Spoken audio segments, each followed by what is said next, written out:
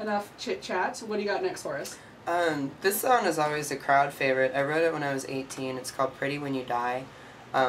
It wasn't really my favorite, but as I've been playing it more and more the last couple of years, it's started to grow on me, but a lot of other people really seem to like it a lot, so... That's my favorite.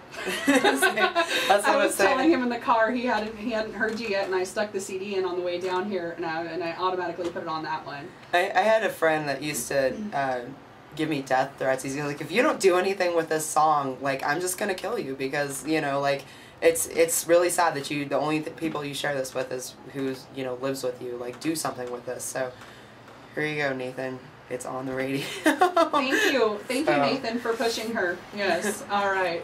So, Pretty When You Die, Zebrana Bastard, everybody.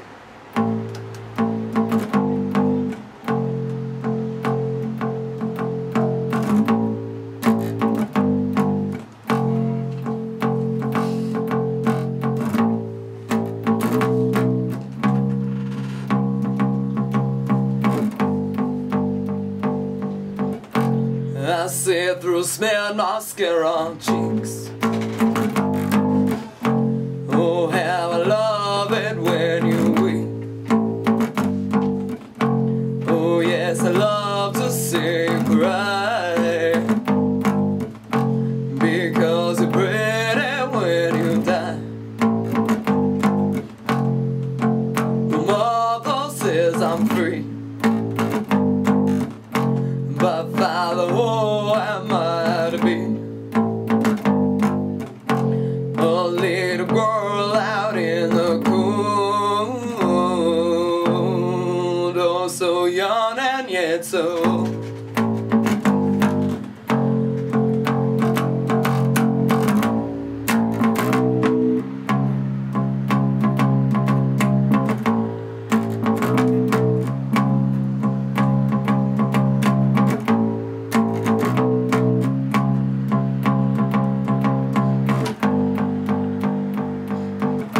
Well, time is money, time is spent. Oh, and the clock, it never quits. Don't think of all the time you long. Admit your life is not your own. Well, as the Jesus as he cross, and as the blood is sacrifice, and I see a pointless waste of time, and you'll never change my mind.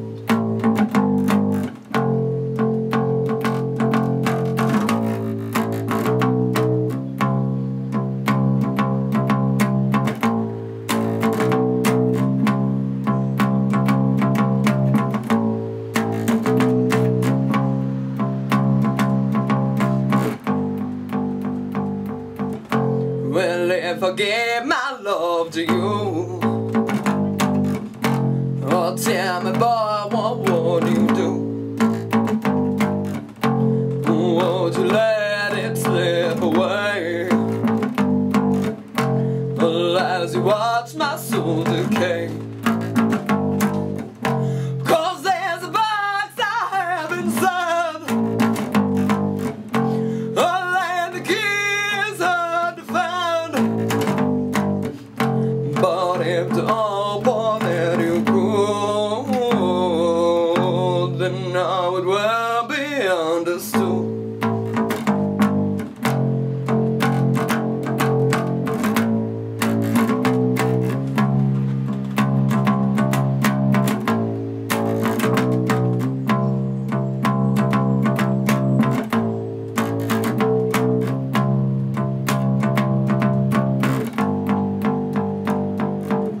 So many thoughts that fill my head, one most ahead and some are said, and one day it will come to be, oh, that this little girl is free. I said this man must scare our cheeks. Oh, how I love it when you weep.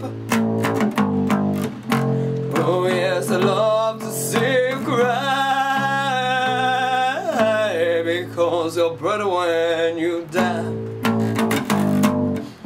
I'll bet your bread when you die. Oh yes, I love to see you cry, because your brother when you die. I'll bet your bread when you die. I'll bet your bread when you die.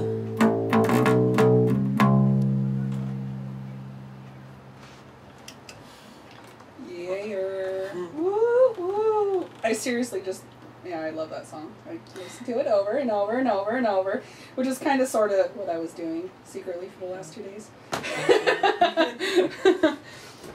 Oh, and unfortunately, my CD player doesn't work, and my computer's not reading discs, so I had to pop it in the DVD player and play it from the living room through the TV, which doesn't sound very awesome at all, but I was rocking. The neighbors are probably like, geez, put in a new CD! Awesome. So,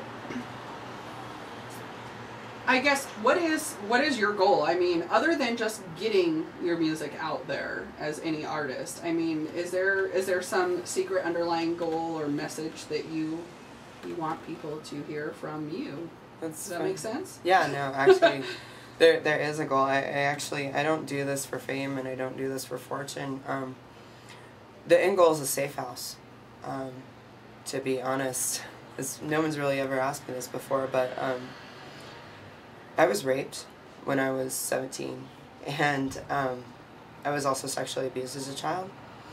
So I've actually been working on a documentary about children who were abused, and then they grow up to lead lives as adults, and to grow strength and encouragement, and to get past everything that you've been through to make more of yourself.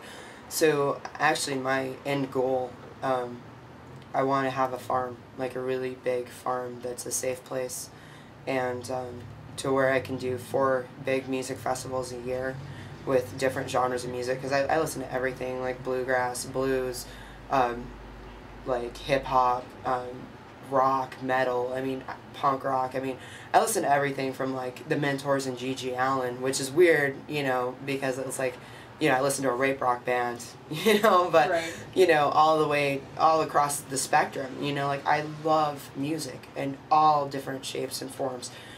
And so I want to, like, I do house shows at my house in Tacoma sometimes, and, like, I want to just have a huge, like, 100-acre farm or bigger where there's going to be 4 big festivals a year, and everybody that lives there, that works the farm, that runs the venue, it'll be a safe place for victims of abuse who want to get over it and want to get away from their lives.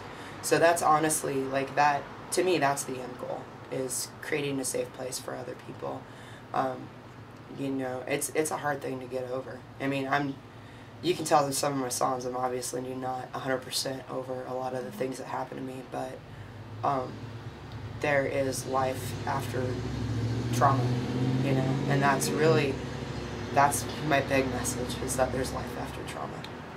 So awesome. That's the end goal.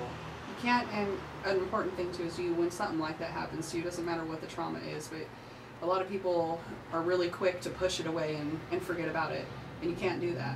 You can't push it all the way away, because, you know, the things you've been through make you who you are today. I believe that. I'm a believer of that. And 100%. If you try to push it all away, then you're not being true to yourself. So yeah, it's awesome, and I am so, again, super stoked that you're here. Yay! You need to get onto that moment. So you know. No, it's fine. I mean, I'd rather say something real than you know, have a bunch of fluff. So I'm fine. And that's what this is all about too. You know, I mean, you're not paid to be here. I'm not paid to be here.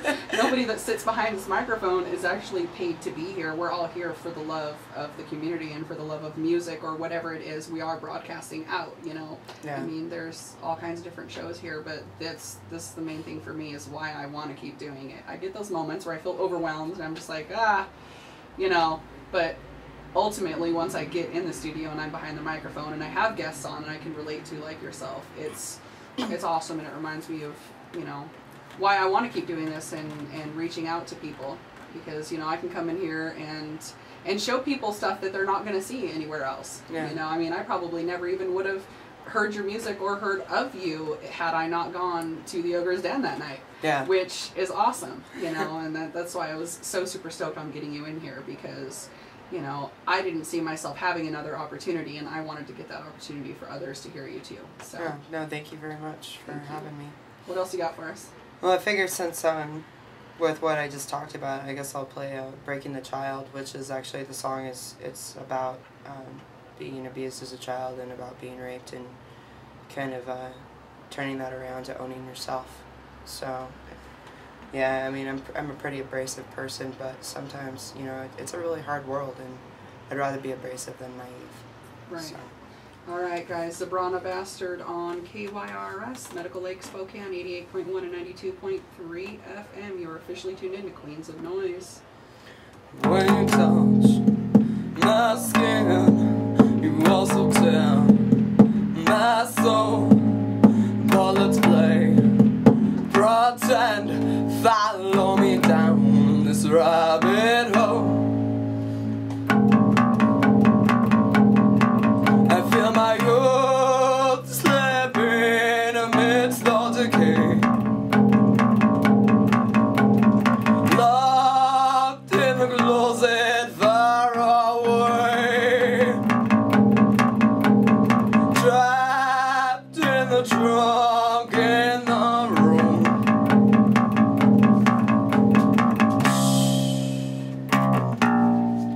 When you touch my skin, you also tell my soul. But let's play pretend, follow me down this rabbit hole. Fetal positions they possess, a lack of love, care and safety. Looking for someplace small inside.